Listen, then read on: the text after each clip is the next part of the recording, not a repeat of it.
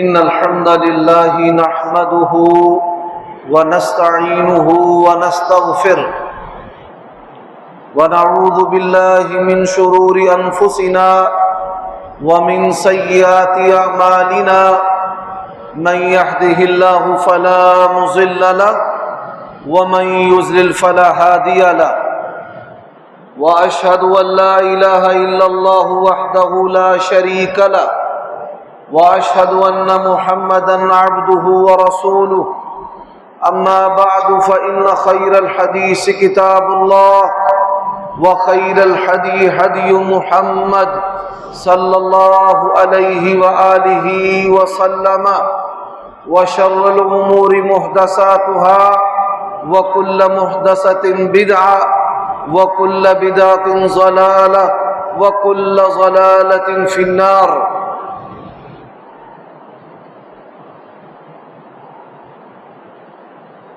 اللهم صل وسلم على نبينا محمد وبارك وسلم وصل عليه وعلى آله وأصحابه وأتباعه إلى يوم الدين. أعوذ بالله من الشيطان الرجيم.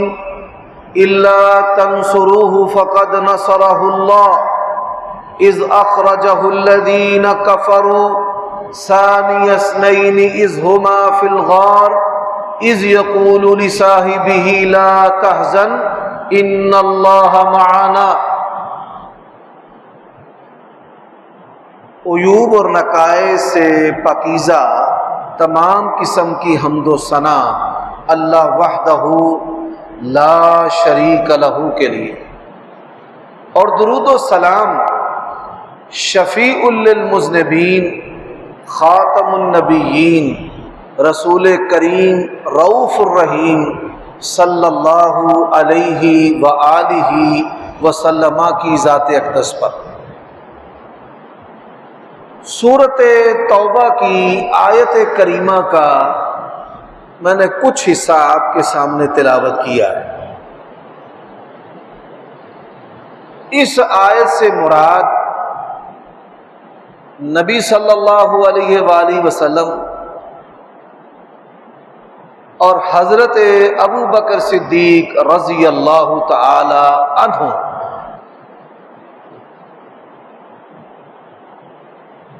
ہمارا یہ عقیدہ ہے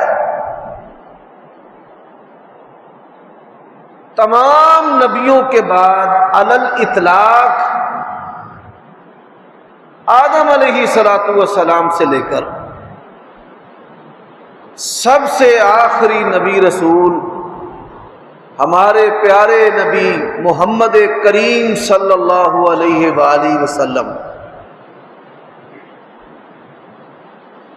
انبیاء اور رسول کے بعد سب سے افضل اگر کوئی ہستی اور شخصیت ہے تو وہ ابو بکر صدیق رضی اللہ تعالی عنہ.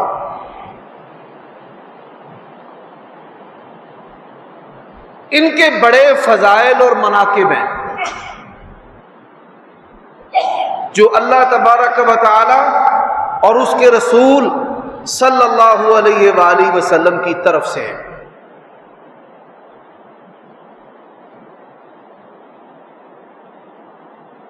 آپ یہ بات جانتے ہیں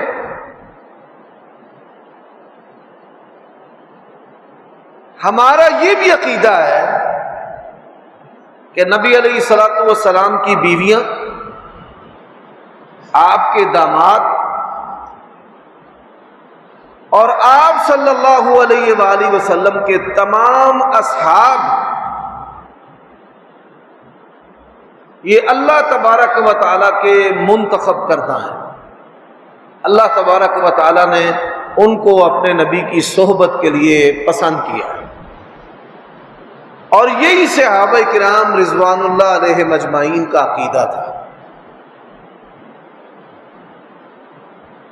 جنت میں جانے کے لیے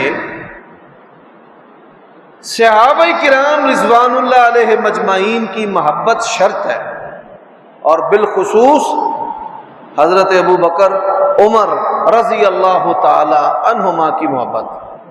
صحیح بخاری کے اندر حدیث ہے، ایک بندہ نبی صلی اللہ علیہ وآلہ وسلم کے پاس آیا،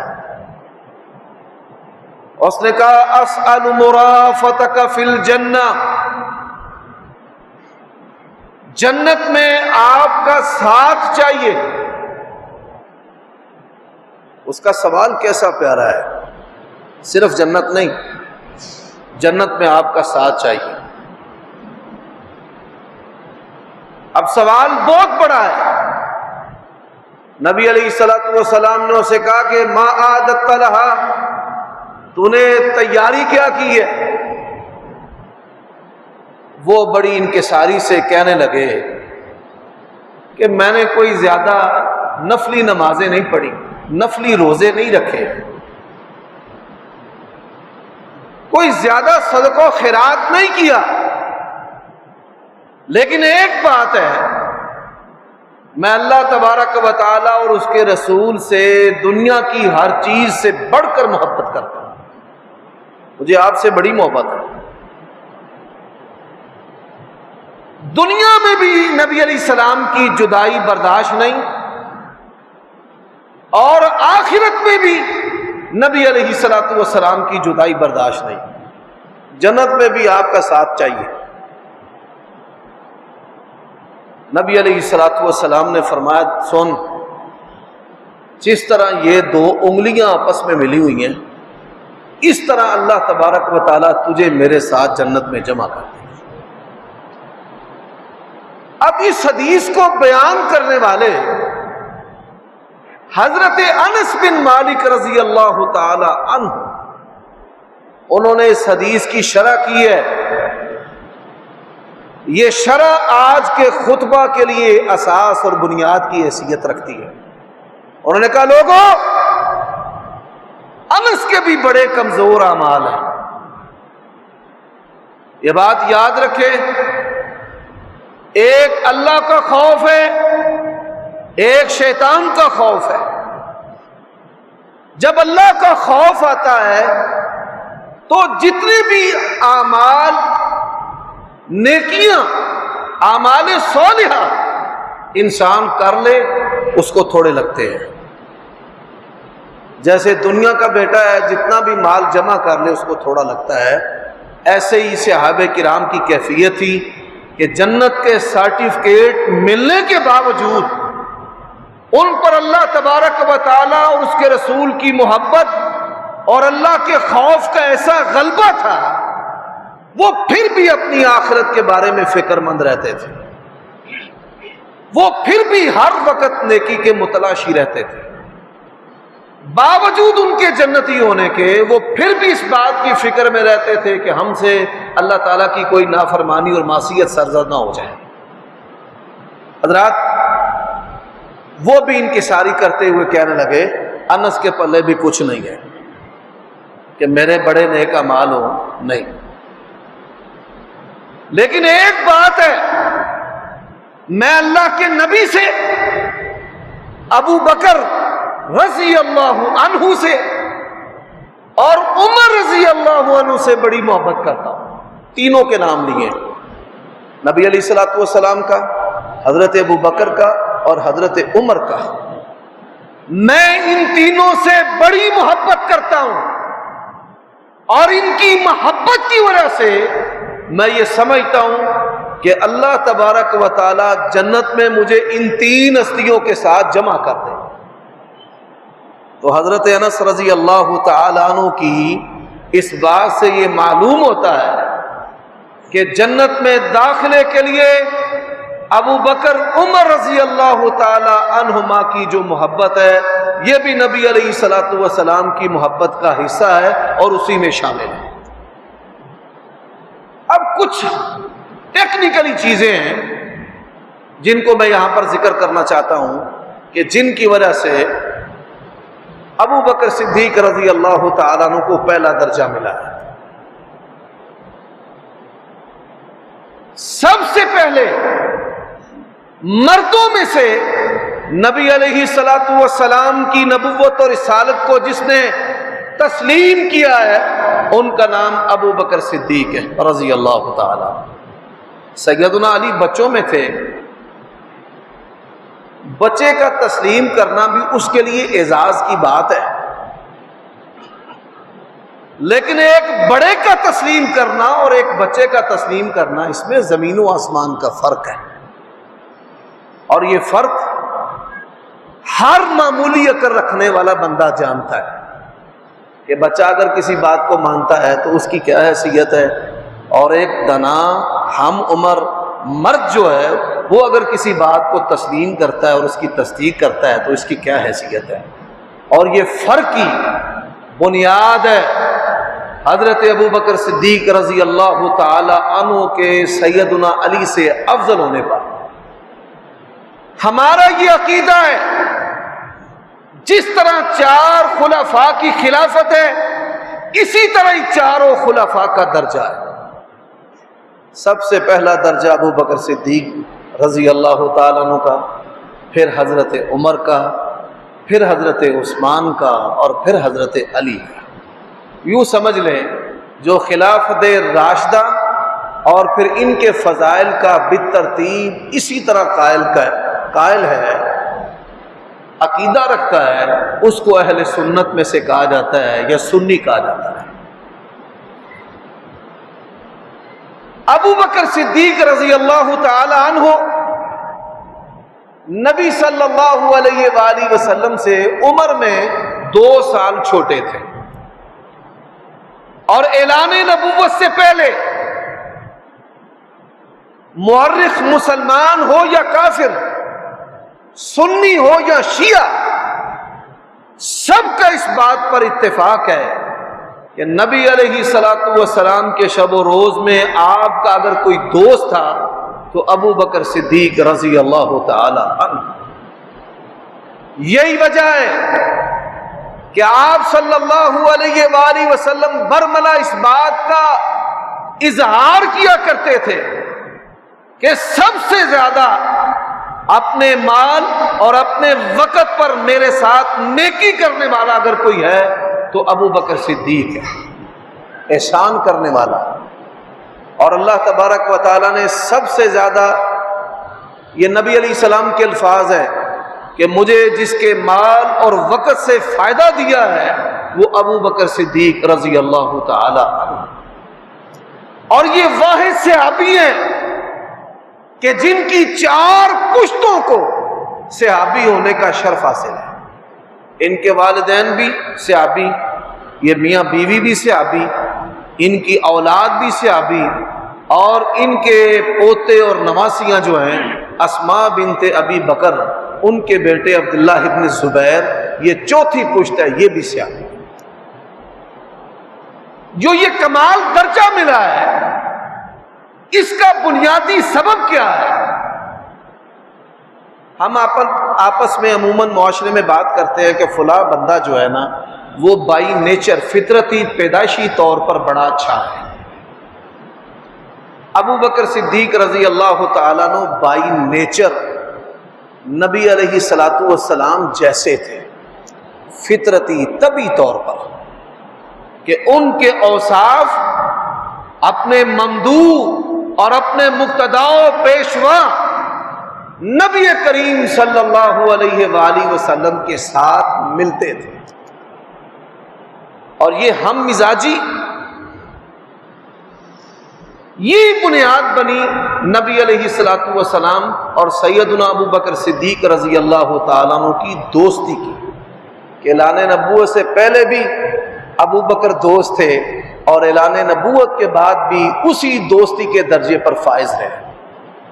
جو پہلا نمبر اعلان نبوت سے پہلے کہ نبی علیہ السلام نے جب اعلان کیا کہ میں اللہ کا نبی ہوں، اس سے پہلے بھی آپ کے 1 نمبر دوست جو ہیں وہ ابو بکر صدیق رضی اللہ تعالیٰ، اور نبوت کو تسلیم کرنے کے بعد بھی اسی درجے پر رہے، اور اسی درجے کے لیے ایسے ایسے بڑے اعمال کیے دنیا کے اندر جس کی مثال نہیں ملتی۔ پہلا واقعہ، سبحان الذی اسری بعبدہ لیلا من المسجد الحرام الی المسجد الاقصی الذی بارکنا حولہ لنریہ من آیاتنا انہ هو السمیع البصیر۔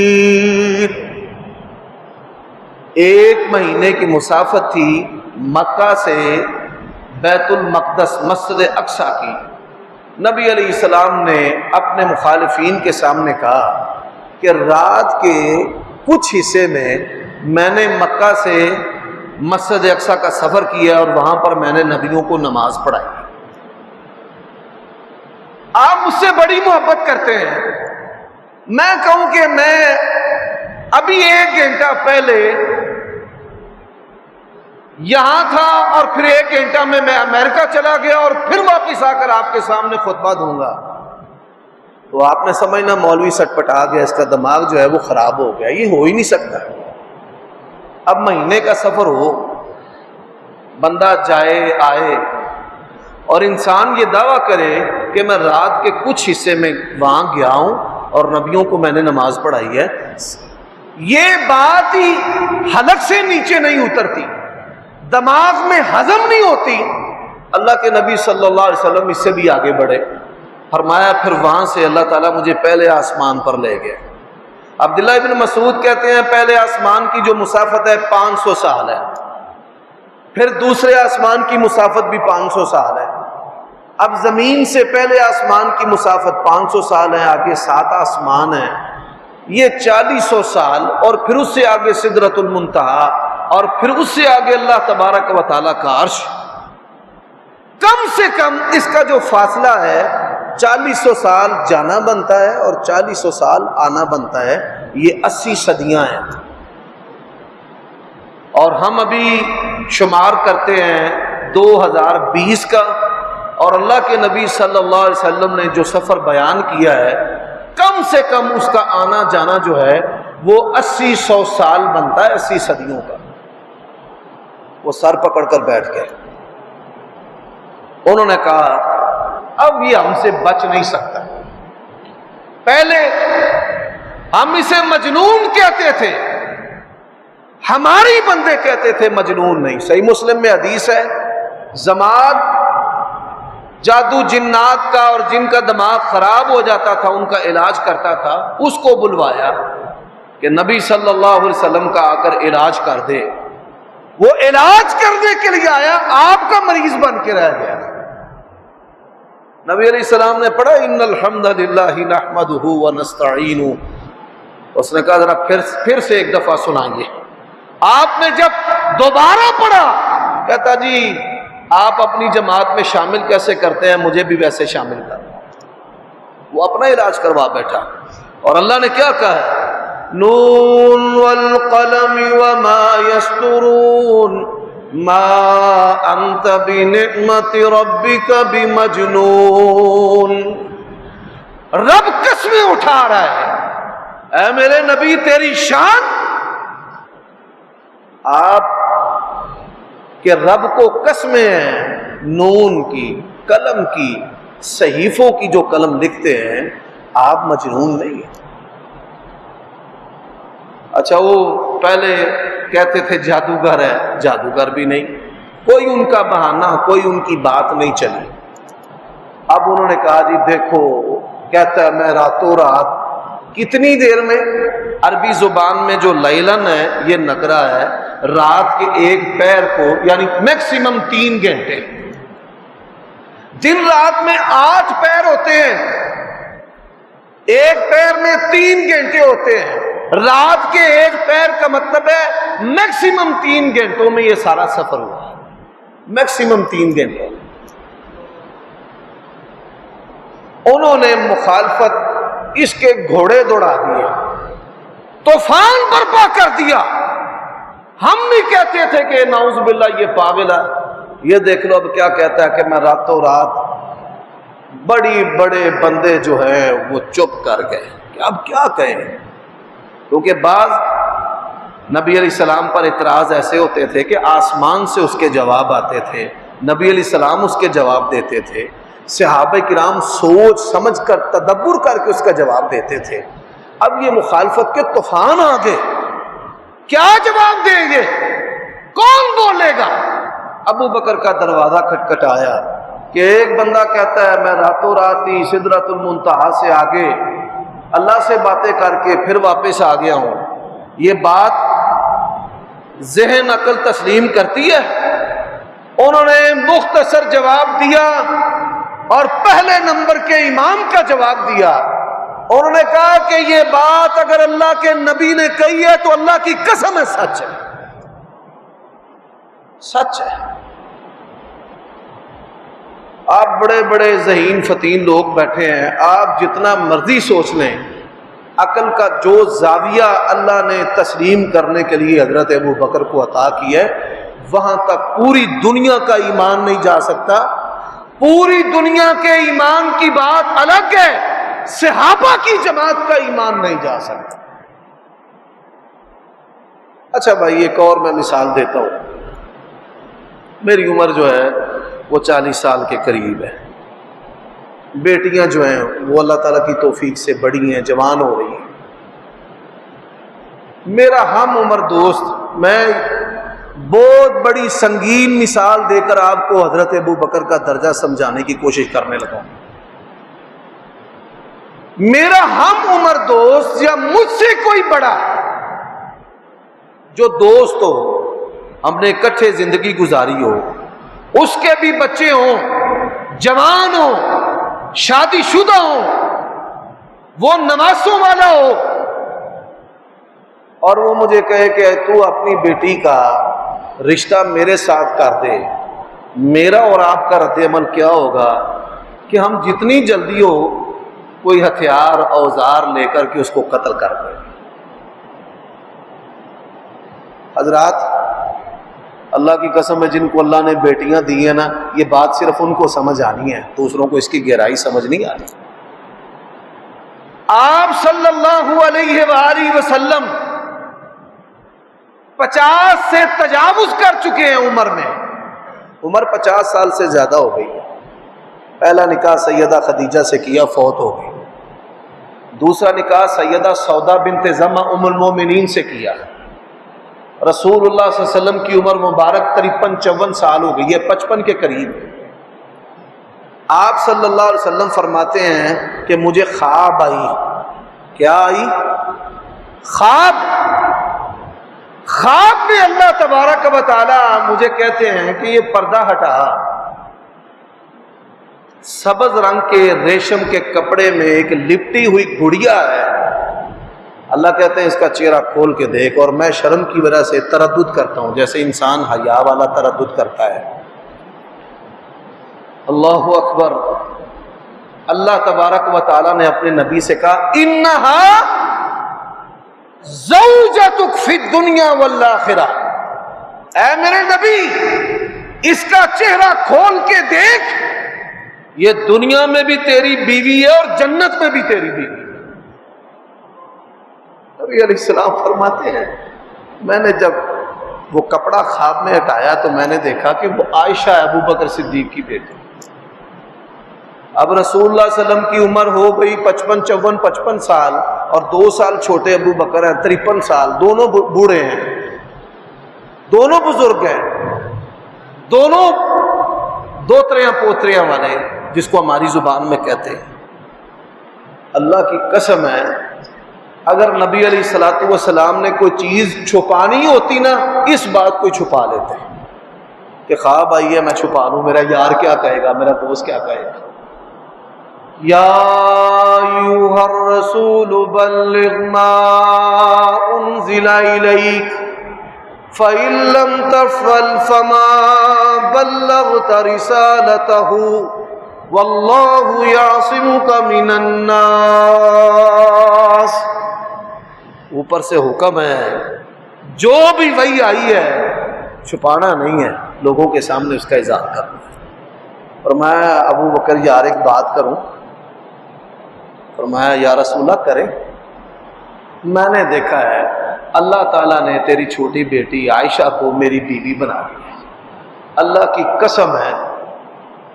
ابو بکر صدیق رضی اللہ تعالی عنہ، اور یار غصہ کراہت کیا ہے، وہ فرماتے ہیں یا رسول اللہ میرا پورا گھرانہ آپ پر قربان ہے، یہ میرے لیے بڑی اعزاز کی بات ہے۔ کون جا سکتا ہے یہاں پر جہاں تک ابو بکر صدیق رضی اللہ تعالیٰ عنہ چلے گئے؟ اچھا بڑی عجیب بات ہے، گزشتہ دنوں سوشل میڈیا پر ایک کلپ وائرل ہوا ہے اسلام آباد کے اندر، ایک بدبخت بد نصیب کالی زبان والا حضرت ابو بکر صدیق رضی اللہ تعالیٰ عنہ کو کافر بنا رہا ہے۔ ہم لوگوں کو کہتے تھے کہ یہ بڑے گندے لوگ ہیں، یہ متے کرتے ہیں، اپنی بیٹیوں کی شرمگاہوں کی تجارت کرتے ہیں، یہ دنیا کے اندر واحد دیوس قوم ہے کہ خود اپنی بیٹیوں اور بہنوں کی تجارت کر کے کمائی اور مال کھانے والا طبقہ یہ وہ جماعت ہے۔ اور پھر اس گناہ کے نتیجے میں جو پیدا ہونے والے لوگ ہیں وہ صحابہ کرام پر زبان درازیاں کرتے ہیں۔ اچھا ہم کہتے تھے کہ یہ صحابہ کرام کو گالیاں دیتے ہیں، لوگ مانتے نہیں تھے، وہ نہیں ہو مولوی ہو تسی ایویں ہی ڈنڈ پائیے۔ ہم کہتے تھے کہ یہ نبی علیہ السلام کی بیویوں کو، آپ کے جو داماد ہیں ان کو گالیاں دیتے ہیں، کافر کہتے ہیں۔ لوگ کہتے ہیں نہیں یہ کتاباں دیاں گلاں نے، میرا فلاں جو شیعہ ہے دوست ہے اس نے تو کبھی بات نہیں کی، وہ تو حضرت ابو بکر صدیق رضی اللہ عنہ کہتا ہے، وہ تو سید عائشہ کہتا ہے۔ ہم لوگوں کو خبردار کرتے تھے کہ یہ نبی علیہ السلام کے گستاخ ہیں، اللہ کے نبی کی سیرت و صورت پر حملے کرتے ہیں۔ لوگ کہتے تھے نہیں۔ اچھا وہ ویڈیو پھر وائرل ہوئی اور آج تک پاکستان میں ان کے کسی بندے نے میڈیا پر آ کر ان چیزوں کی نفی نہیں کی کہ نہیں فلاں نے جو کیا ہے بکواس کرتا ہے، ہم ان کو مسلمان مومن جنتی مانتے ہیں۔ نہیں، ہم لوگوں کو کہتے تھے کہ یہ اللہ کی بھی توہین کرتے ہیں۔ ویڈیو وائرل ہو گئی، لوگوں نے خود سنا کہ تہاڈا رب جڑا جنوں تسی رب مانتے ہو وہ تے عہد دے وچ نبی دی مدد نہیں کر سکیا، انہیں اور کسی دی مدد کی کر دی۔ ہم کہتے تھے لوگوں کو کہ یہ حضرت علی کو الہ اور رب مانتے ہیں، لوگ نہیں مانتے تھے۔ حضرت علی مولویاں ڈنڈ پایا ہے، شیعہ سنی دا رولا نہ چکے ہے۔ اب جب یہ ویڈیو وائرل ہوئی ہیں لوگوں نے خود اپنے کانوں سے سنا اور دیکھا ہے کہ حضرت علی کو بھی نعوذ باللہ الہ مانتے ہیں، نبی علیہ السلام کی کھلم کھلا توہین کرتے ہیں، تمام صحابہ کی توہین کرتے ہیں، اور کوئی دنیا میں ایسا علمی ذخیرہ اور ورثہ نہیں کہ جس کی یہ پیروی کرتے ہوں، بلکہ سینہ بسینہ چیزیں ان کے اندر چل رہی ہیں، اور اپنے آپ کو کافر کہلوانے کے یہ خود ذمہ دار ہے۔ ہم کہتے ہیں نا کافر، آپ یہ بات جانتے ہیں کہ ہم نے کئی دفعہ اس بات کا اظہار کیا ہے کہ شیعہ کو علی الاطلاق اور عمومی طور پہ کافر نہیں کہنا چاہیے۔ اب جن کو لوگ اور علماء کافر کہتے ہیں وہ اپنے آپ کو کافر کہلوانے کے خود ذمہ دار ہیں۔ وہ کافر کن کو کہتے ہیں؟ صحابہ کرام کو، ابو بکر عمر عثمان کو، اور اس کے نتیجہ میں پھر علماء اور ہم ان کو کہتے ہیں کہ نبی علیہ السلام کا فرمان ہے کہ ایک بندہ کافر کہتا ہے، اگر دوسرا بندہ وہ کافر نہیں ہے تو کہنے والا خود کافر ہو جاتا ہے، خود۔ میرے بھائیو دوستو، یہ اپنے آپ کو کافر کہلوانے کے خود ذمہ دار ہیں۔ جن لوگوں نے حضرت علی کی الوہیت کے دعوے کیے اور اللہ تعالیٰ کی کھلم کھلا توہین کی ہے، کسی ایک بندے کو بھی سزا نہیں ملی۔ آپ لکھیے سوشل میڈیا میں، یوٹیوب پر غضنفر عباس تونسوی، وہ بکواسی کھلم کھلا آ جائے گا سامنے، حتیٰ کہ یہاں تک کہتے ہیں کہ تمہارے رب کو بھی علی نے پیدا کیا۔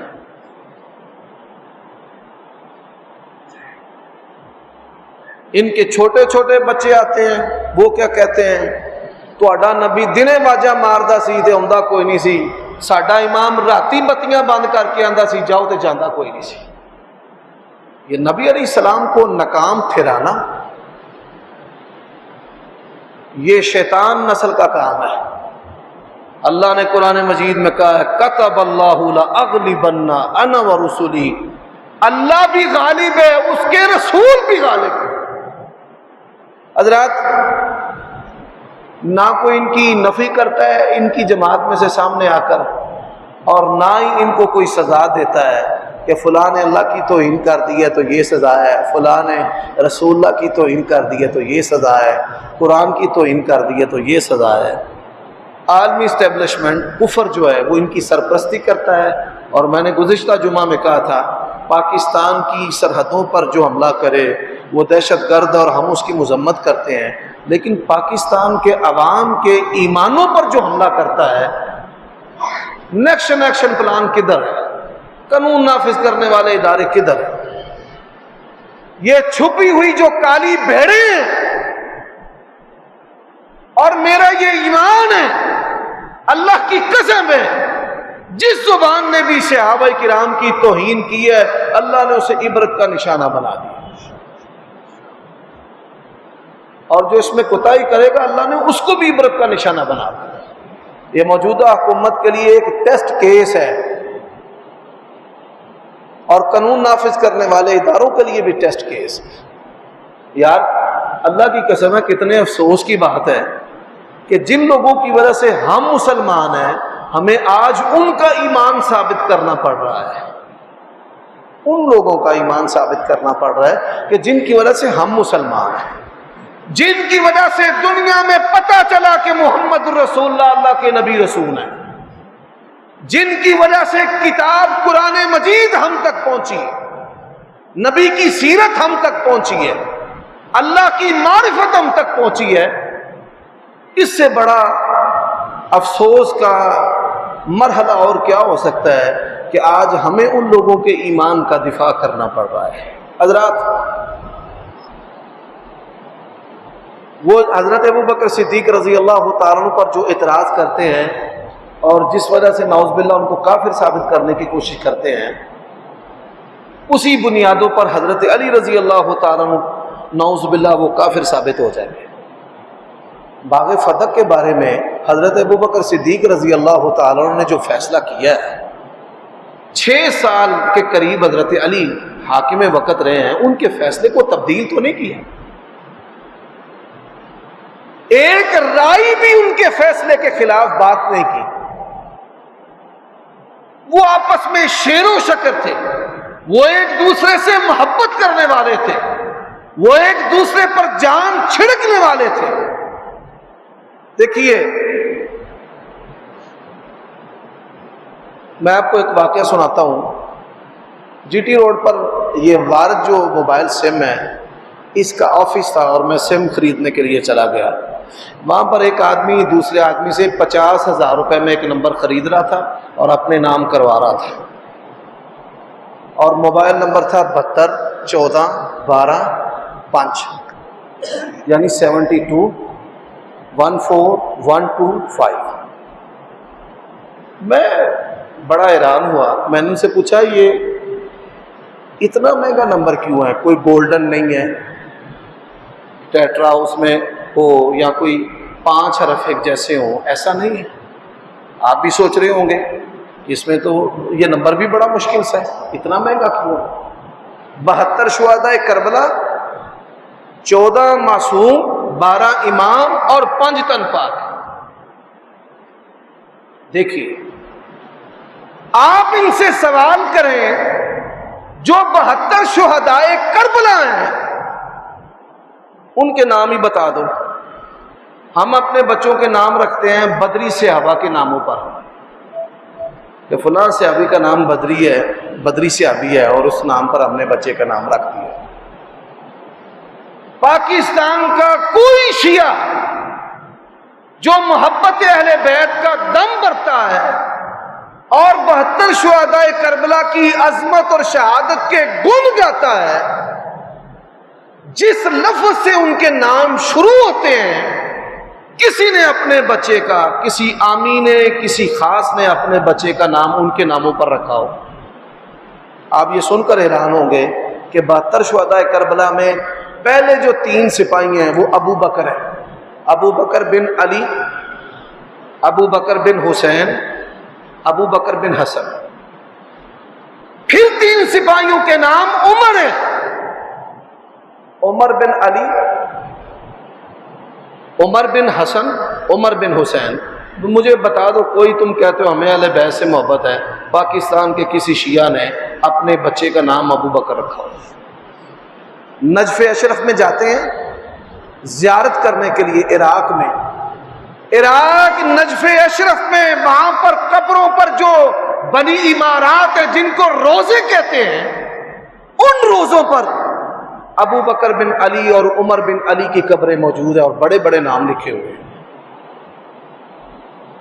کوئی بتا دے، ہر تیسرا چوتھا ہم میں سے نکلے گا علی رضا، محمد علی، غلام علی، محمد حسین، غلام حسین۔ کیوں بھائی نام ہے کہ نہیں ہمارے اندر؟ ہم اہل بیت سے محبت کرتے ہیں، ہمارے ہر دوسری تیسری بیٹی کا نام فاطمہ نکلے گا، ہر دوسری تیسری، زینب، فاطمہ، ام کلثوم، فروہ، فضہ۔ کوئی پاکستان کے اندر بندہ بتا دیں کہ جناب فلاں آغا نے، فلاں مجتہد نے حضرت علی کی سنت پر عمل کرتے ہوئے اپنے بچے کا نام ابو بکر رکھا ہے، عمر رکھا ہے۔ 2 سپاہیوں کے نام عثمان ہیں، ایک عثمان بن علی، حضرت علی کے بیٹے عثمان ہیں، اور ایک عثمان بن حسن۔ اہل بیت کا جو سب سے پسندیدہ نام ہے لڑکوں میں وہ ابو بکر عمر ہے، اور اہل بیت کا سب سے پسندیدہ نام لڑکیوں میں وہ حضرت عائشہ کے نام پر عائشہ ہے۔ ہمیں بھی بتاؤ نا کہ تم اہل بیت سے یا صحابہ کرام سے عملی محبت کرتے ہو۔ تو یہ ملک کو خانہ جنگی کی طرف دھکیلنا یہ سازشیوں کی سازش ہے۔ یہ اہل السنہ کا ملک ہے، یہاں کی عوام 90% کے قریب اہل السنہ ہے جو خلافت راشدہ کو مانتے ہیں۔ اللہ کی قسم اٹھا کر کہتا ہوں، یہ بات نوٹ کر لو، ابو بکر، عمر، عثمان، علی، عائشہ، فاطمہ، ہم ان کے ذریعہ رسالت کو تسلیم کرنے کے قائل ہیں، ان کے بغیر ہم رسالت کو تسلیم کرنے کے قائل نہیں ہیں۔ ان کے ذریعہ دین اسلام اسلام ہے، ان کے بغیر اسلام اسلام نہیں ہے۔ اور یہی وجہ ہے کہ ان لوگوں نے اسلام کا کوئی عقیدہ اور عمل ایسا چھوڑا ہی نہیں کہ جس میں اللہ اور اس کے رسول کی مخالفت نہ کی ہو۔ میں انہی الفاظ اور فکر پر اکتفا کرتا ہوں، باقی باتیں آئندہ خطبہ جمعہ میں ہوگی۔ اقول قولی ھذا واستغفر اللہ لی ولکم ولسائر المؤمنین والمؤمنات فاستغفروہ انہ هو الغفور۔